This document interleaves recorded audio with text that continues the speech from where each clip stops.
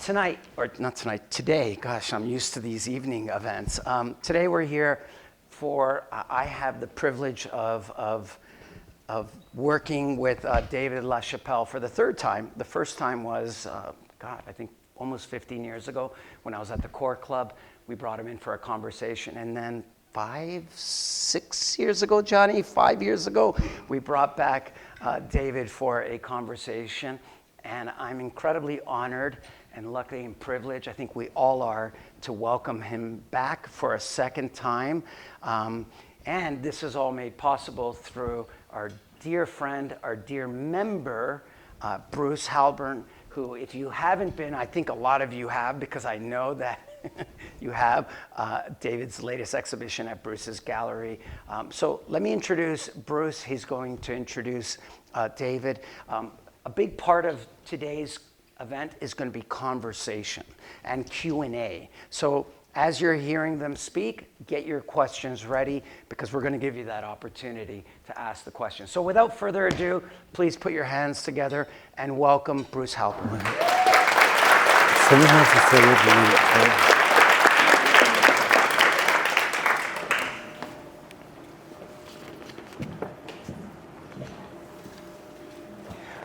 Before I start, just a raise of hands.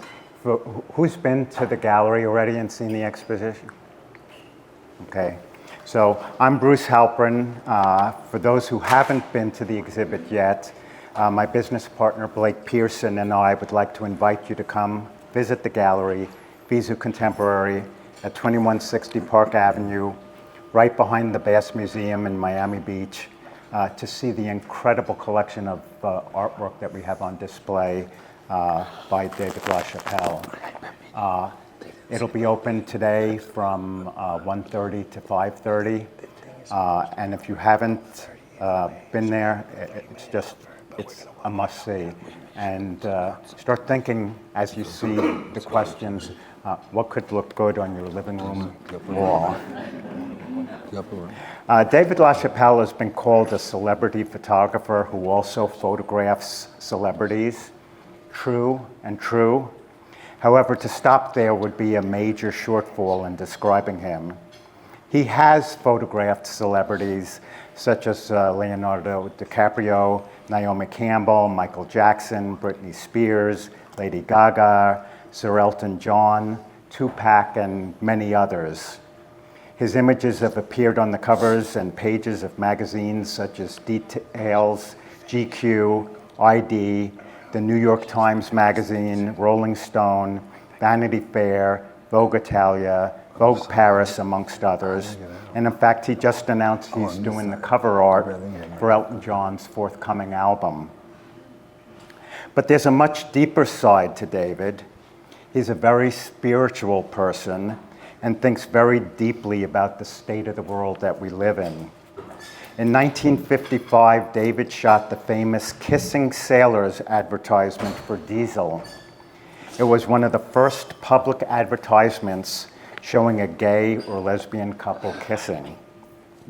David has produced a number of fine art photos with subjects such as salvation, redemption, paradise, and consumerism.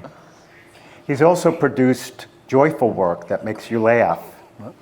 His works have earned him numerous awards, including his latest Lifetime Achievement Award as the recipient of the Lorenzo Il Magnifico Lifetime Achievement Award at the 14th Florence Biennale. Before we introduce David, we're going to show a short vignette capturing some of the history of the works that he's done.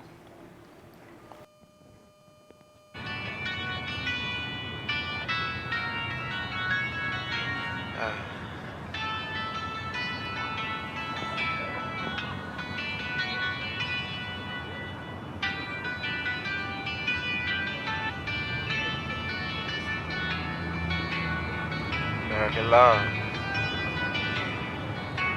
American me, American you, American Ted, American heartbreak, Oh, oh, oh.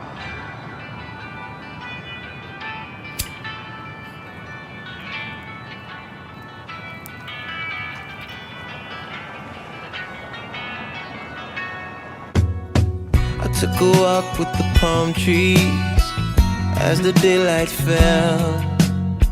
Sangria in the canteen, talking to myself. This tattoo on my left hand is turning purplish blue. Daydreams of the romance, daydreams of you. My pretty woman in a ball gown, I'm Richard Gere in a tux.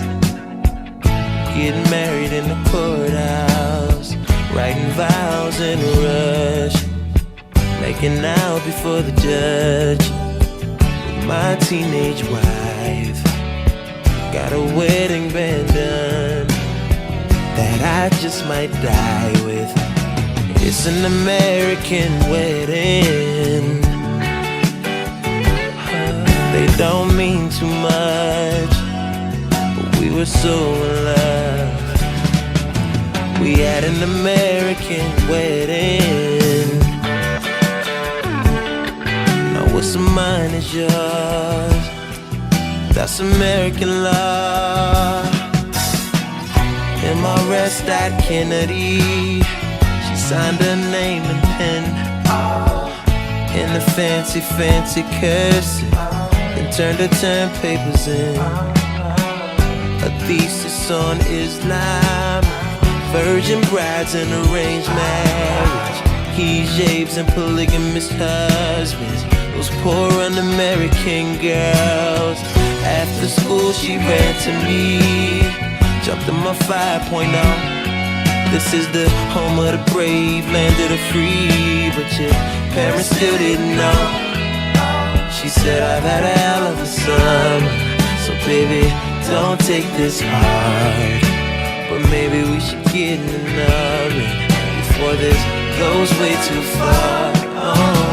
Just an American wedding. They don't mean too much, they don't last enough. We had an American wedding. Now what's mine is yours. American divorce. Well, you can have my Mustang, that's all I got in my name. But Jesus Christ, don't break my heart. This wedding ring won't ever wipe off. But if you stay, oh if you stay, you'll probably leave later anyway. It's love made in the USA.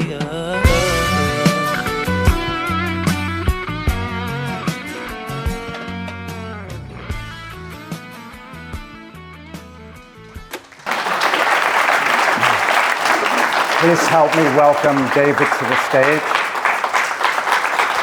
Thank you. Thank you. Is this working? Oh, yeah. Thanks. Thank you, Bruce, and thank you, Pablo. Thank you, everyone, for coming. I want to thank my crew coming out here, John Byrne and Kumi, and my sister and Ingrid, and gosh, you know, it takes a lot of people to do what we do, and yeah, I couldn't do it without them. And thank you so much for the opening last night. It was beautiful. I went to the gallery, and I hadn't had an experience where I walked into an exhibition, whether it be at a museum or a gallery, where I didn't make one change. I mean, I saw how you hung the show, and I was like, wow, he really gets it. So I was so happy. It was our first time working together with you and Blake, and it was really a positive. Started off on such a positive note. I was like, this is amazing. It's been a joy for us too. It's really been incredible. Thank you and your team. Yeah, it's been really nice. Thank you. So this is not your first time in Miami Beach. You have a long history with Miami Beach. Why don't you tell us a little bit about your first time here and your history? Right. Oh, so that was my first time in Miami Beach. I was working for Andy Warhol Interview magazine. That was my first home, so to say, at a magazine. How And- old were you then? Well, I started, I don't remember what year exactly that was, but 85. it was 85, so I was 22 when I did that. But I was working with them prior to that, but I was doing exhibitions in New York City at galleries, and invited, the interview art director over and talked to Andy. Well, I asked Andy first at a nightclub. So I would see him out since I was 14 because I was working in nightclubs, but I never talked to him, until I had a portfolio. I had a reason to talk to him, So I had some pictures, and I was 18, and I said, I'm a photographer. And he goes, oh, come by the studio, come by the factory. And I did the following day. It was on Union Square on 17th Street. And he said, he was like, oh, I love it. I love it. Andy was very enthusiastic about a lot of things. I didn't find out till later that he said he loved, you give him, someone make a cookie, bake, oh, I love this cookie. I mean, and he was sincere. He just liked a lot of stuff, you know what I mean? Like, he wasn't a pessimist, in other words. He really was like, little things would really impress him. It was kind of amazing. But it took 6 months. And then when I had my first show, then the art director came from Interview and saw that, Mark Ballett, and gave me my first assignment.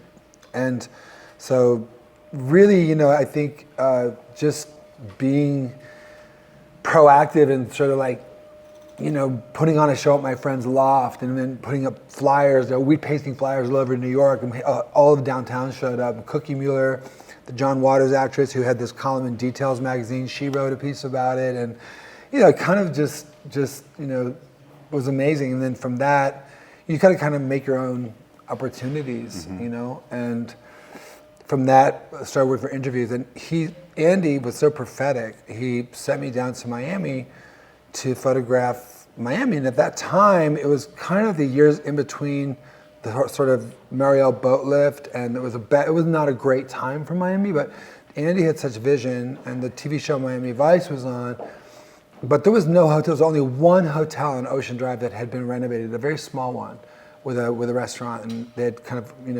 renovated the interior. But it was so funny because when I came down, Miami was such a small town at that time. There was 2 nightclubs, Fire and Ice and some gay club, but everyone knew this interview photographer was coming down, and they were so excited. I met with the Art Deco committee. I met with all these artists that had like these mansions that they were just kind of derelict, but Andy had this prophetic vision. He just thought Miami's going to be the next, happening place, and boy was he right. At that time, I was staying on Ocean Drive. It was seriously, I had this room overlooking the water. It was $11 a night with a kitchen during the winter, and there was nobody on the beach. There was just a couple people walking, some people locals playing volleyball way down the other end, and there was a beautiful, about 6-story Deco hotel next door to the one I was staying at, and it was for sale for $40,000 for the hotel. I called my dad. I'm like, Dad, you got to buy this hotel. It's $40,000. He's like, oh, you're crazy. But everything worked out. So, but that was my first trip coming down, and I'm meeting everybody in Miami, and it was so incredible. And then it did really explode. I remember walking up Ocean Drive, and where the Versace mansion, where that was a ruin. Yeah. And we walked through this ruin. I mean, there was no windows or anything. A lot of the hotels were intact, and all the people stayed there, and elderly, and there were some hotels that were still in, functioning, like, HBO was advertising, air conditioning and stuff like that, but nothing had been, and he was just a real prophet. He knew he was going to die. And he was going in for a minor operation, and when I did the last portrait of him, the Vanity Fair called it the last sitting because it was just weeks before his death, and he told Wilfredo and Paige Powell, who took the photo of me shooting him, photographing him, that I'm not coming out of the hospital. He knew, and it was a minor operation, but it was. The hospital messed up, but actually, they blamed the hospital, but really, he wouldn't have been in the hospital had it not been for Valerie Solanas shooting him. It just took 20 years for him to die, But if it wasn't for that, so that's why I was really angry. One of my friends had written that film, I Shot Andy Warhol, and we're kind of celebrating Valerie Solanas as a serial killer, but I think our whole culture is sort of celebrating serial killers at the moment.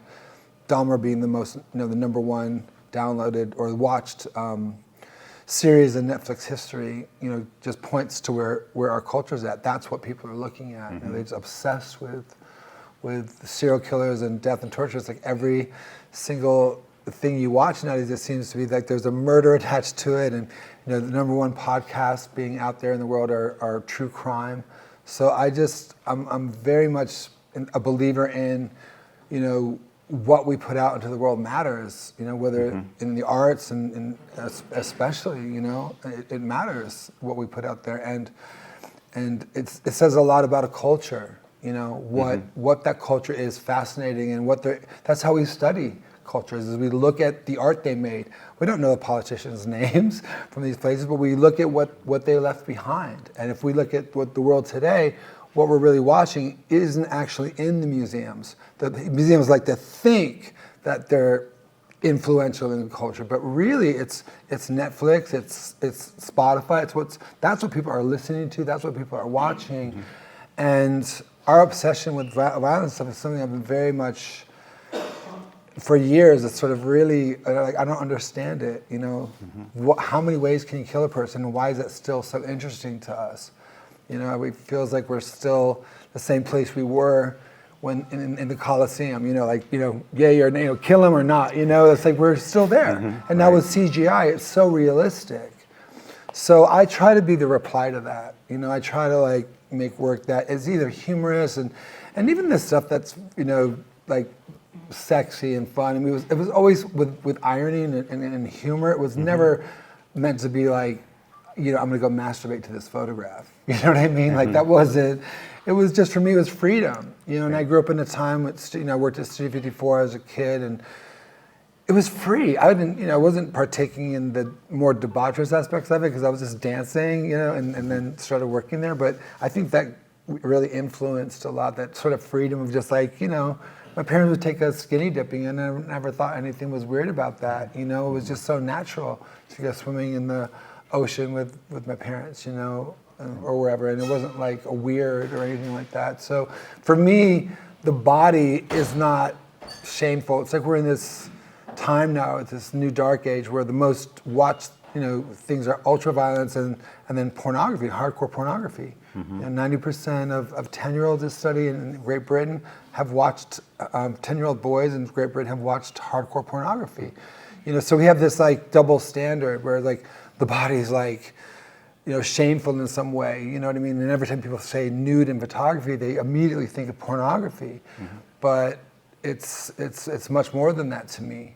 So I've always celebrated the body and used it in the way that I've tried to. My heroes are my greatest art heroes are the Renaissance painters. So on an more upbeat note. That's upbeat. The Renaissance is upbeat. We need another Renaissance. And celebrating bodies. Earlier in the week, we gave a public conversation at the Miami City Ballet. And right after we leave here, we're going to see a rehearsal at the Miami City Ballet. I know that dance and dancers have been a strong part of your history and your artwork as well. You want to talk a little bit about your relationships with dance and dancers? Dancers take direction. So, a little brief history. I dropped out of high school in my sophomore year. So I missed my sophomore year and my junior. It was kind of a gradual dropping out of just missing classes and coming to New York because I was getting bullied at school. So I missed 2 years of school. I was drawing and painting my whole life. And I was going to be a painter. And the Renaissance, Michelangelo, Botticelli, those were all my heroes. And as a senior, going that summer that would have been a senior, my dad was like, "You've got to try to finish high school." He was a first in his family to go to college. My mom was an immigrant, and for their son not to go to college, let alone not finish high school, was kind of not a great thing. They wanted me to finish high school, at least try to finish high school. because they didn't want me to be a dependent, and I didn't, on them or be, whatever, not get a job or something. So, but I was convinced I was going to be an artist since I was a kid, and I came to New York and worked at nightclubs and stuff, and then finally my dad came and said, "We've got to try to get you into that. There's this art school in North Carolina," and that's where I learned photography. And my very first roll of film were my little high school friends, and it was a big dance school, North Carolina School of the Arts, huge dance school, really amazing dancers have come out of there. And so I had the camera and I had all my subjects for dancers, and they just, my very first roll of film, everyone, it starts off like the cracks, like in the stairway from the arts building, the light, very typical high school photography 101. By the end of that first contact sheet, you had 36 frames, like around 17, 18, 19. Like all my friends are in these dying slaves, the Michelangelo pose, they're all naked in my dorm room. But I was the same age, so I wasn't exploiting anybody, just don't, I was the same age as the people I was photographing, so. But yeah, that was my first roll of film, and that was it. I never finished a drawing after that. I still draw and do thumbnails and stuff, but if you don't keep that skill, polished, you kind of lose it a little bit. But I'd still draw out a lot of especially the really more intricate the photographs. I have to draw what the composition is going to be, especially if there's a time limit and. They mentioned earlier, Elton's new album cover, it's like Captain Fantastic, and who knows? I mean, Elton is, he's getting up there, and been working with him for over 20 years, and I just want this album cover to be amazing. So I'm doing a lot of drawing on that.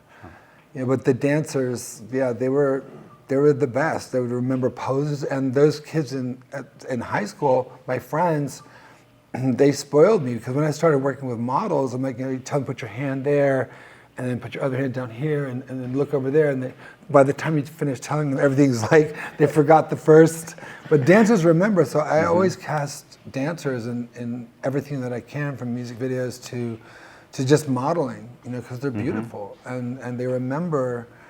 They're very free with their bodies, and also they're very excited to be working sometimes outside of the normal, their dance curriculum, so to speak, even as professional dancers. And John Byrne, who runs the studio down here in our office down here, he was the youngest ever member of the Paul Taylor Dance Company. So I've just been surrounded by dancers my whole life, and I love them. I love working with them. And they're so I don't know. There's a camaraderie that they have. They're competitive, but when you get a room full of dancers, they're having so much fun. And you have a room full of models, not so much. But nothing against models. Nothing against models. Just dancers do have more fun when they're together, but they pay the price. All that years of training, discipline, and dedication. They're amazing. So. When people go to the gallery, they're going to see one of your earliest works, and they're also going to see one that you just released, first time it's ever been seen in public. Your work has evolved over time, and they'll see that in the show. Can you tell us a little bit about the evolution of your process? And you mentioned you started as a drawer and a painter, and then you got known for your paintings on the negatives.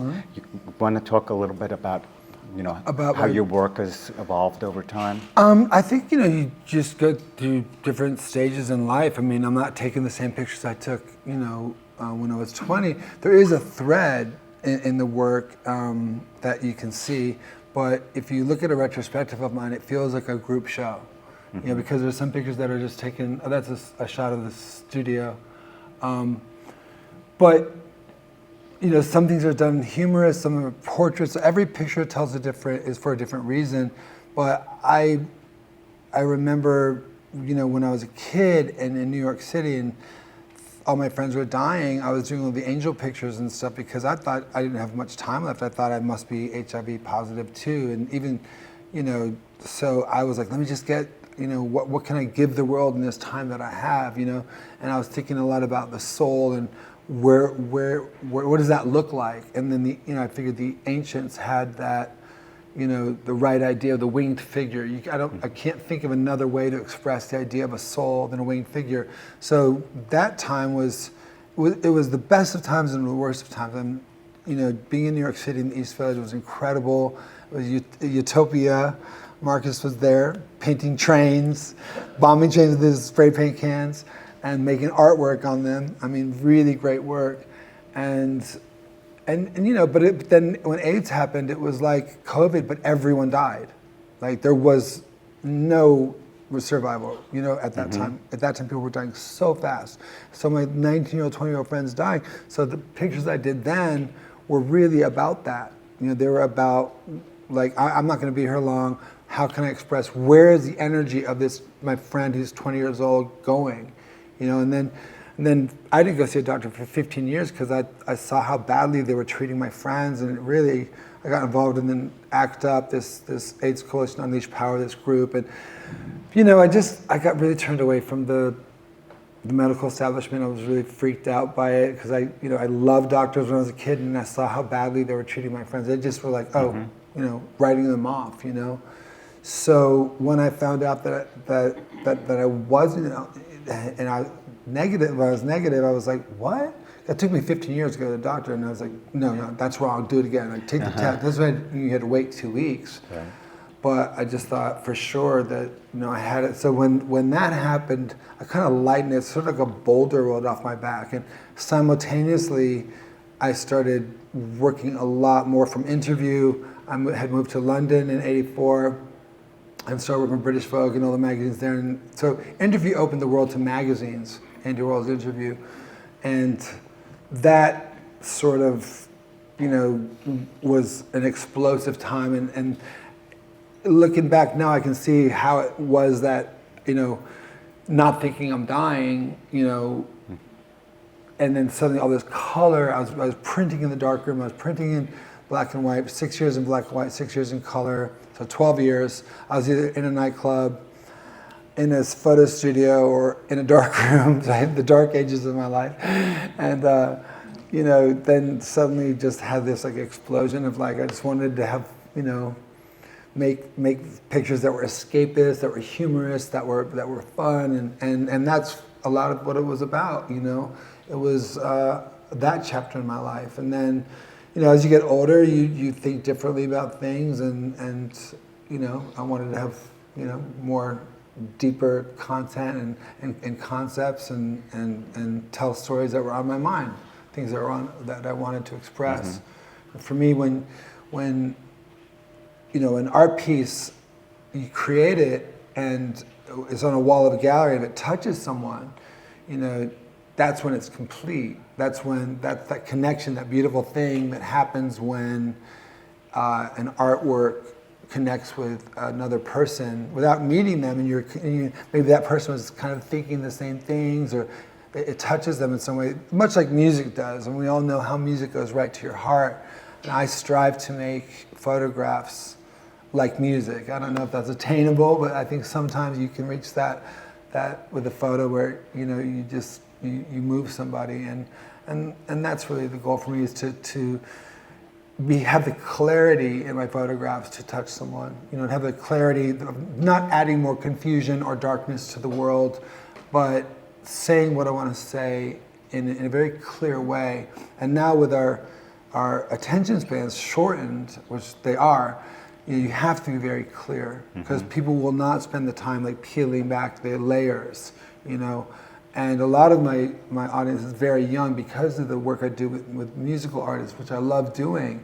It brings in, a lot of young people to the exhibitions, and they're expecting to see Doja Cat or Travis Scott or Lady Gaga, and they may or may not see those people, but they're going to see some other pictures that will turn them on, and they don't leave disappointed. But I do have a very kind of eclectic, diverse audience. I mean, from very mature people to like young kids, and it's really cool. A lot of my other artist friends are like, how do you get so many young people in your galleries? And I'm like, it's because I still do the work with the musicians, and I love that. I love having one foot in popular culture and one in, kind of dipping into the art world and dipping into the world of pop culture or dipping into fashion or celebrity portraits. And, there was a time when I thought art was art and my commissioned work was separate. And now I see that it's one, it's all of one, it's one thing. And one Yeah, feeds the other. I love your quote. You say if you're a great singer, you don't want to sing in the shower, you want to sing. Well, you want to share it. You Yeah, want to share your voice. I think I think all artists do, dancers as well. They want to share their voice, their art with other people, and it's not necessarily like egoic. I think it's just that need to share your work and connect with other people through that art. Yeah. So a lot of the people here are collectors. Can you talk a little bit about the process from when they see the picture in the gallery to what they get in their home? You mean the printing and well, yeah, like I said, I spent so much time in the darkroom and with analog, and I think analog. So when I set up these scenarios or come up with a concept, then I'm very hands-on with the art department, and I'm like all over it. So I'm very, very involved in that process. But also for me, how a picture looks is really important, how it's presented. The printing quality has to be right on. And whether I'm shooting digital or analog doesn't really matter. It's just what is going to be, the best for that image, and digital is a more economic way to shoot, and I mean that economically for the environment. It's better for the environment to shoot digital than all those chemicals. Believe me, when I was in the dark rooms, the next morning I remember I'd breathe out, and I could taste the chemicals coming out of my lungs, the following days. So, and we would just be dumping all these chemicals. I'm like, where are they all going? They're like, oh, in the East River. It's like, really? Digital is a, and I can't tell which pictures. When you go in the gallery, people ask me, is this digital or analog? I can't tell without looking at the date because they look the same, because I spend a lot of time making sure those prints don't have any grain, don't have any, they have the depth of field that I want. They're I print everything, and everything is meticulously looked after. And for me, printing is a very, very big part of what I do, as big as any other. It's a marriage between their concept, what you're communicating, and then how it looks. Just the formalist aspect of it. Yeah, and you sign each one, and I've never heard of this before. You actually put a fingerprint on the. We do fingerprints now because photography is reproducible, so I put a fingerprint on there because you can't reproduce that, so it's mine. As well with the signature on it. So from our event on Thursday with the Faena Rose group, there was so much engagement there that I've been asked if we could spend more time with questions from the audience. Oh, sure. So there's Pablo running to get the mic to pass around. So. Oh, there's a question. Thank you so much. That was amazing. Can you dish some dirt about who were the least and most favorite people to work with?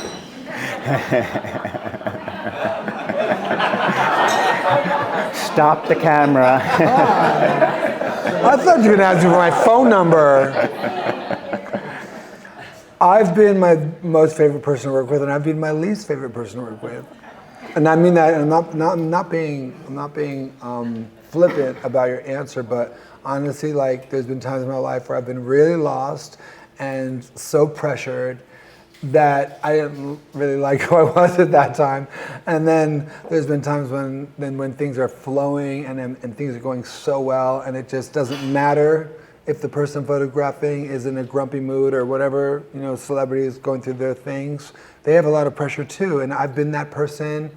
I've worked with some really difficult people that were just so mean, and you couldn't understand, like, this person, you think they have everything, and they're just like abusive to the people they're working with. And I know that word gets tossed around a lot, but I mean, making people cry, like just being like saying horrible things to people. And you know, for me to just say their names would just be gossip. But you know, I've been what? Talk to Johnny. Yeah, you haven't got anything nice to say, sit next to Johnny. No. NDA. Oh, that's right. Everyone signs an NDA. No, I wouldn't have a very long career if I talked too much. I mean, the one time I did have an issue with someone, it was like 30 years later, they're still talking about it, you know? And I'm like, oh my goodness, man, keep your mouth shut, David. But it's true, and what I really am honest with myself, like I've been that person as well at times. I've been the person that's just been so pressured and so like, I've got to get this shot, and so, you know, things and screaming and, you know, and then I've also been like a really great boss and a great person to work with, and things have just flowed and been amazing. So I've been both those people, you know, and you know, sometimes you'll be on the beach and someone will be annoying you with really loud music, and you're like, oh gosh, I did that when I was, you know what I mean? Or the baby crying on the airplane. I was once that baby on the airplane, or not maybe the airplane, in church or wherever, you know? So yeah, I can't really point fingers, you know, because I've been that myself, you know? Next one is over there. In that same vein, I was like to work with Amy Winehouse.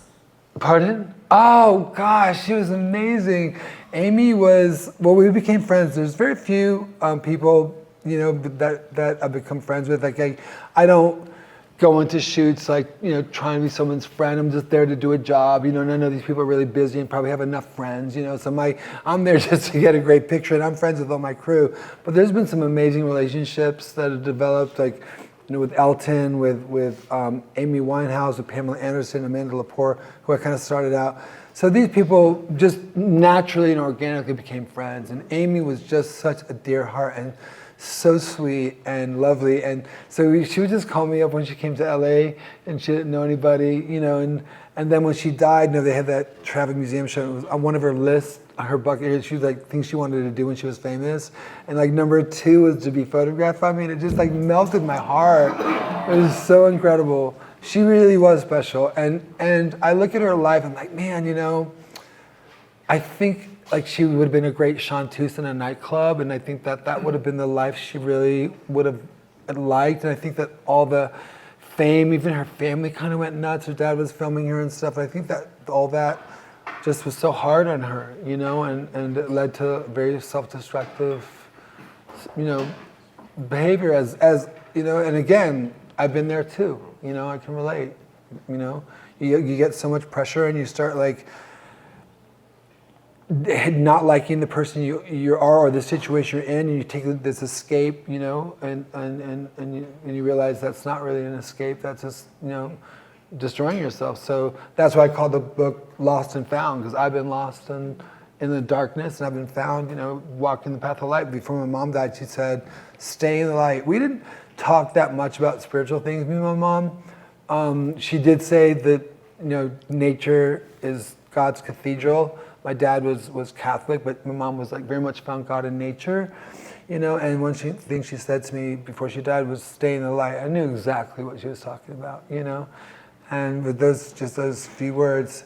So yeah, I've seen a lot of people, Whitney Houston, people I worked with very closely, you know, over time, and seeing their lives. Britney Spears, you know, photographed her more than any other photographer, doing, you know, videos and seeing her from the very, very beginning, her very first cover.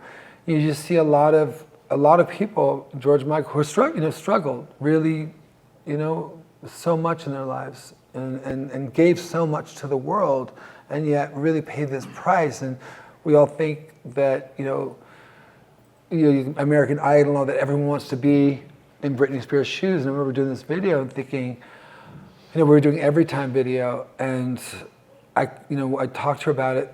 I said, hey, you know, I said, Britney, what do you want in the video? She said, you know, all I want to do in the video, write whatever you want as far as the treatment which is the concept for the video, right? She said, do whatever you want with the treatment. I just want to die in the video. And I was like, okay. I didn't at that time. I didn't think about it. It didn't resonate until later. But that's pretty heavy, So yeah, you see a lot of suffering, and then just because you have material things and you have fame and all that stuff, as we all know, the grass isn't greener, with those things. Material things don't make you happy and stuff, and especially when your family's, like, I don't know what would happen to me if I didn't have my mom and dad to turn to. Like, they were my managers and they were making money off of me. I mean, I could not imagine a life like that. Like not knowing who you can trust or turn to, So yeah, there's a lot of suffering and stuff that you see. We're all humans. We all go through it in some way or another. Thank you. On another brighter note, there's some good news recently regarding you and Elton John that you may want to share.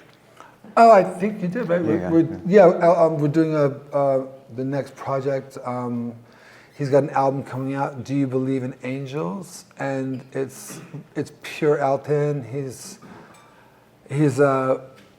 doing it with Brandy Carlisle, and it's a beautiful album. I got to hear it the other night, and it's pure. It's like, it's really, there's no one that plays piano like Elton, and it's because David Furnish's husband told me it's because he's got short arms and fingers, and he has to play like really fast, and it just sounds different than anyone else's. So it's just pure Elton, kind of going back to his roots, and these beautiful duets with Brandy. But it's very heartfelt too. There's some songs that make you like.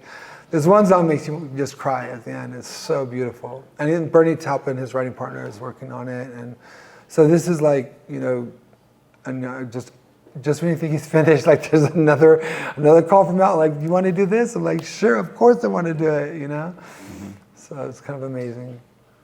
There's a question right here. Hi. Thank you so much for spending time with us. I have two questions, they're somewhat related. What are your favorite qualities in a subject, other than physical beauty, of course?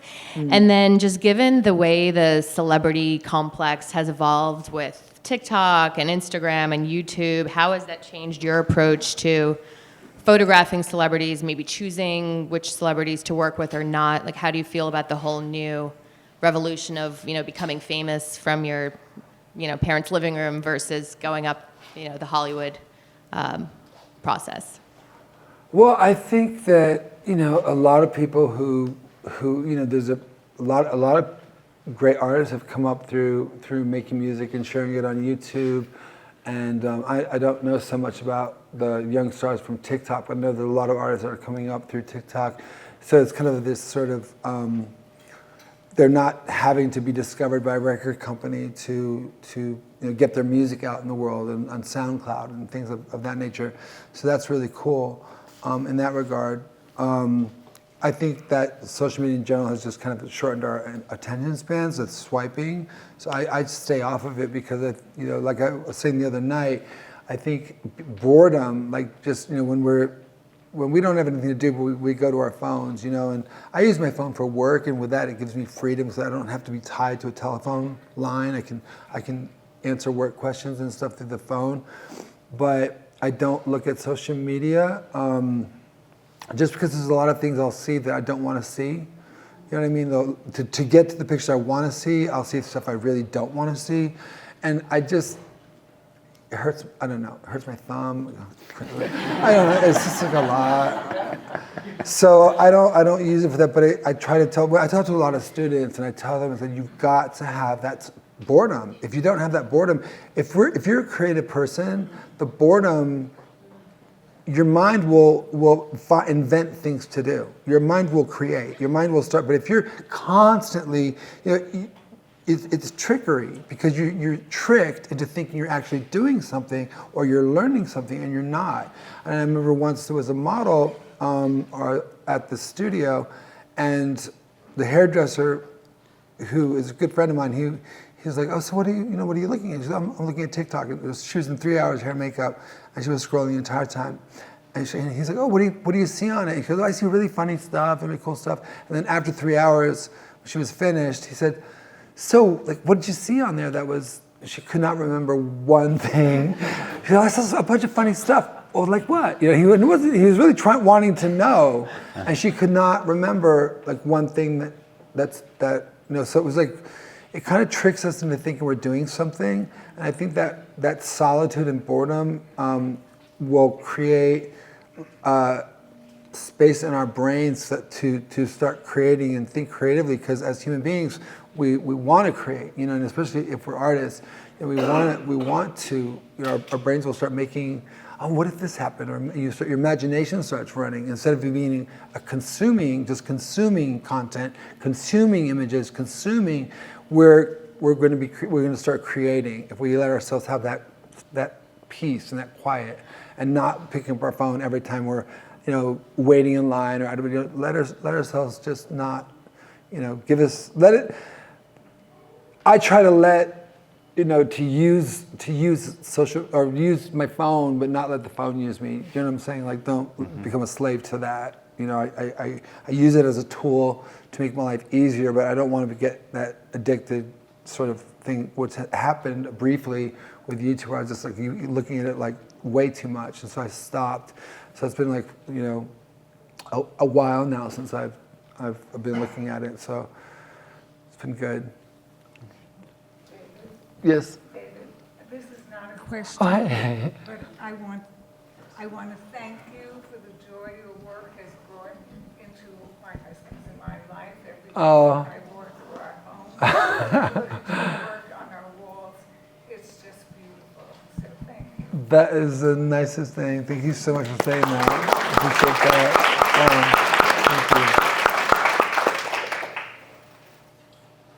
It's really beautiful. Hi, David. Thanks for spending time with us today. Hey. So similar to her question, you know, about working with all these celebrities, how did you get there, right? Is it just like word of mouth? I mean, I'm sure you started, you know, not working with celebrities, right? And so how did it get to this point that you became so, you know, so famous, right? And then the second question is, what's your favorite, not medium, but, you know, just type of project to work on? Like what, you know, brings you the most joy and isn't like, you know, work? I think the variety of the types of work I do, you know, doing work for myself for galleries and exhibitions, and then doing work for an album cover of an artist that I really like, or doing a portrait, doing a landscape, doing the variety of the types of work that I do keep life so interesting, and the different assignments, and then getting to go and just do pictures that are a series that I want to work on that's only, you know, for exhibition. Like it really, it's just, I love having that, and it keeps the studio really vital. It keeps me from just being like secluded in this, you know, art world, you know, universe, and then allows me to make, you know, just like be in the world of popular culture, which I find feeds the other, you know, so it all becomes like one.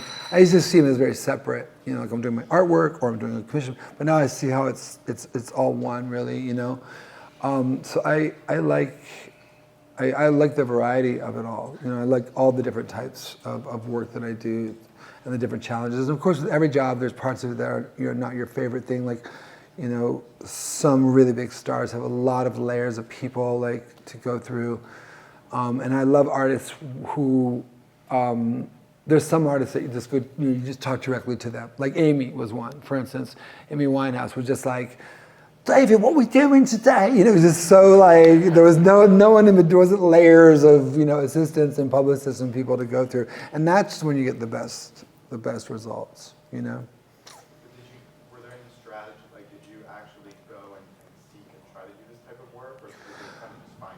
Well, I started in galleries doing, you know, my first show was called Good News from Modern Man, which was like this little Bible that I had when I was a kid, and I did these Renaissance black and white images, one of which you have at the gallery. Yeah.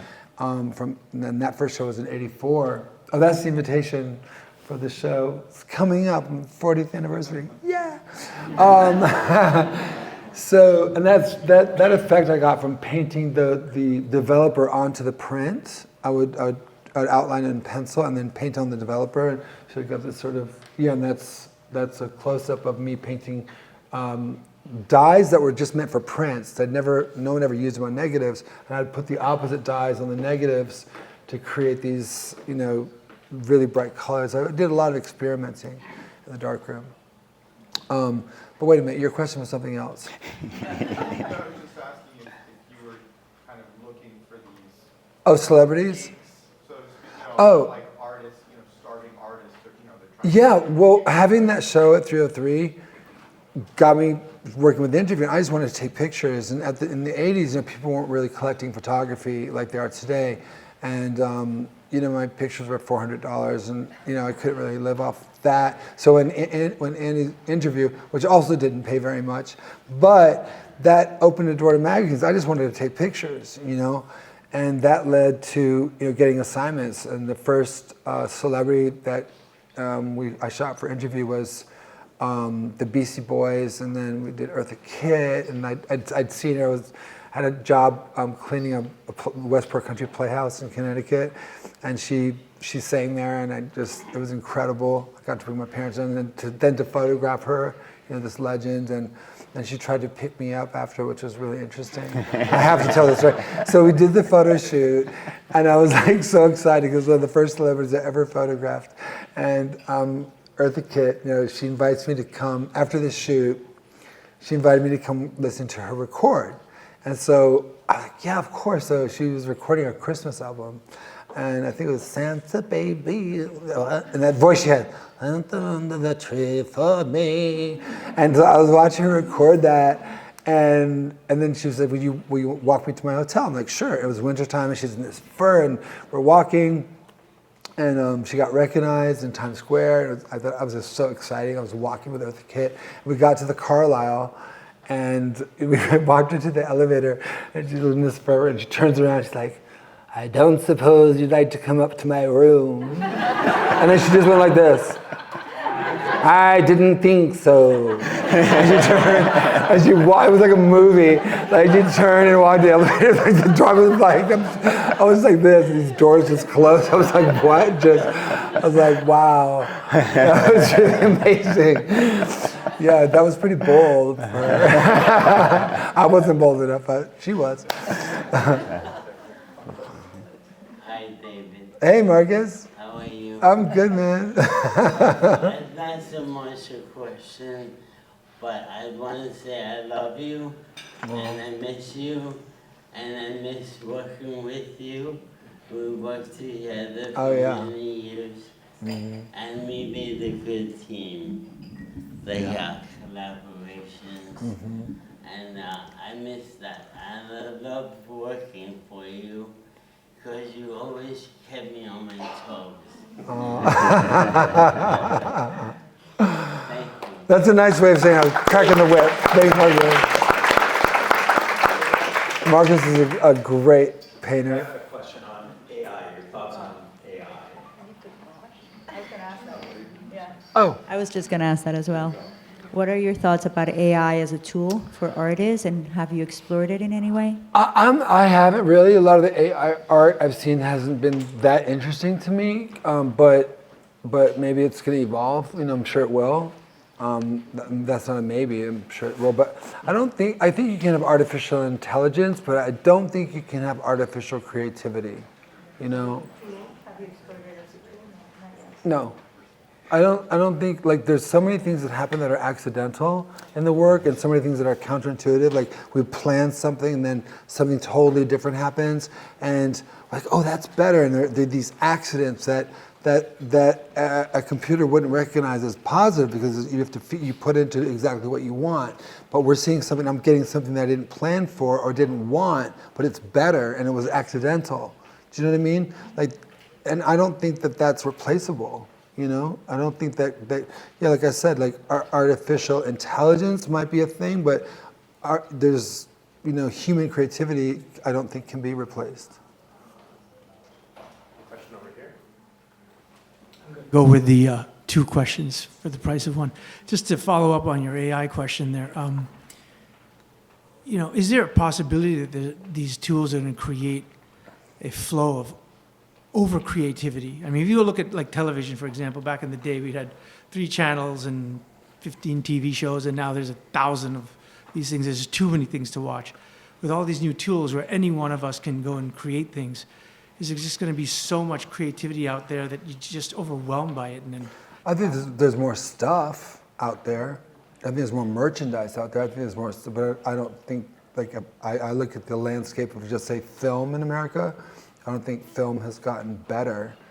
I don't think that, like, I look at the films of the recent past, or I don't know, you know, I don't see the quality going up in the arts generally. I think that there's great art being made, but I don't think that just, like, you can give everyone a pencil, that doesn't mean they're going to be a great writer.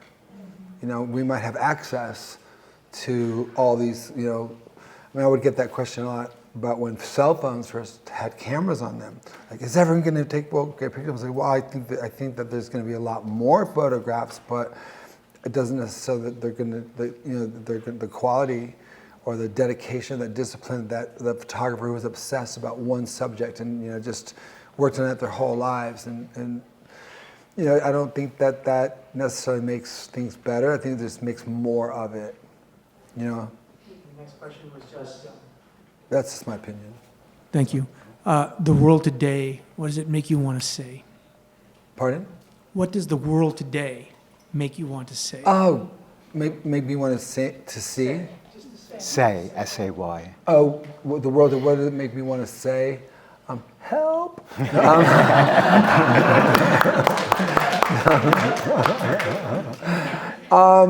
It makes you just want to do, you know, like my mom said, like stay in the light. I just want to do things like that are inspirational, that are understandable. There's so much contemporary art that you look at and we just have to read something about it to understand what the artist's purpose was. And I really believe that for myself, I want my pictures to be clear so that you know what I'm communicating without having to read what it's about, you know? To have some clarity and just not wallow in the darkness. I think it's a lot easier to make a horror film than say make a great classic drama. You know, it's just easier. You know, so I'd rather, I don't know, stay in the light and do images that I think that are going to inspire people and touch people and move people. You know, like the way Stevie Wonder's music moves people, moves me till this day. You know, so I always look at the greats, you know, and shoot for the moon, and you know, just try to do the best, you know.